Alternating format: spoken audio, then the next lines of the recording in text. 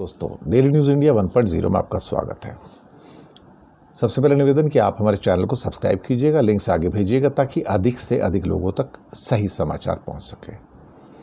नवीन पटनायक और जगन मोहन रेड्डी, नवीन पटनायक के राज्यसभा में 9 मेंबर और जगन मोहन रेड्डी के 11 मेंबर, ये 20 मेंबर ने भारतीय जनता पार्टी की नींद हराम कर दी है, क्योंकि इनके बिना कोई बिल पास नहीं हो सकता। मनी बिल तो पास करवा लेंगे, लेकिन बाकी बिलों का क्या, उनको कहां से पास करवाएंगे। नवीन पटनायक और जगन मोहन रेड्डी आंखें बंद करके इनको राज्यसभा में साथ देते रहे थे, इसलिए भारतीय जनता पार्टी आराम से सारे बिल पास करवा लेती थी। लेकिन स्थितियां बदल गईं।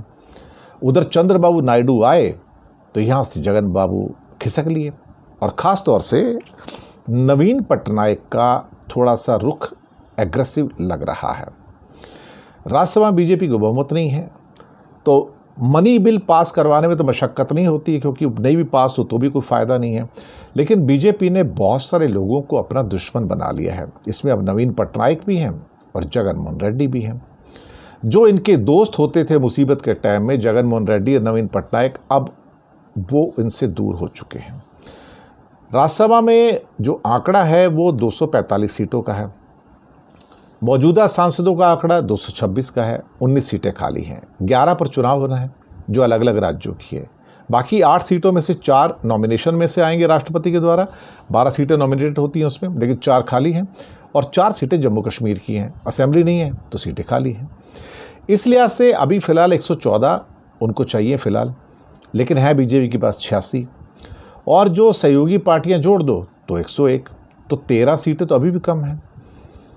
अब अगर इन्होंने नवीन पटनायक को और जगन मोहन रेड्डी को दुश्मन नहीं बनाया होता तो भाई ये 20 सीटें मिला के 121 पे आते थे और बिल पास करवा लेते थे।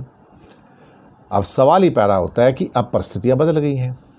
नवीन पटनायक को जिस ढंग से जलील किया मोदी ने, वो तो आपको पता ही है, तब किस मुंह से कहेंगे भाई तू मेरे को सपोर्ट कर।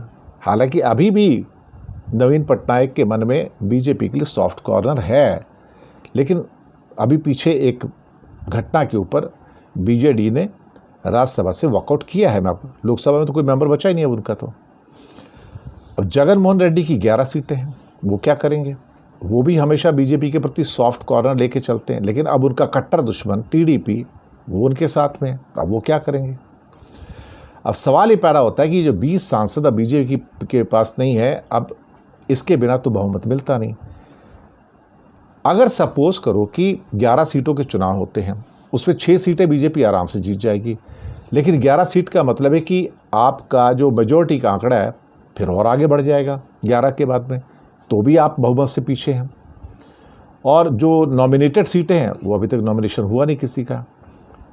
सवाल ही पैदा होता है कि क्या बिना बीजेडी और वाईएसआर कांग्रेस के, हालांकि वो इंडिया ब्लॉक का हिस्सा नहीं है, क्या वो कर पाएंगे।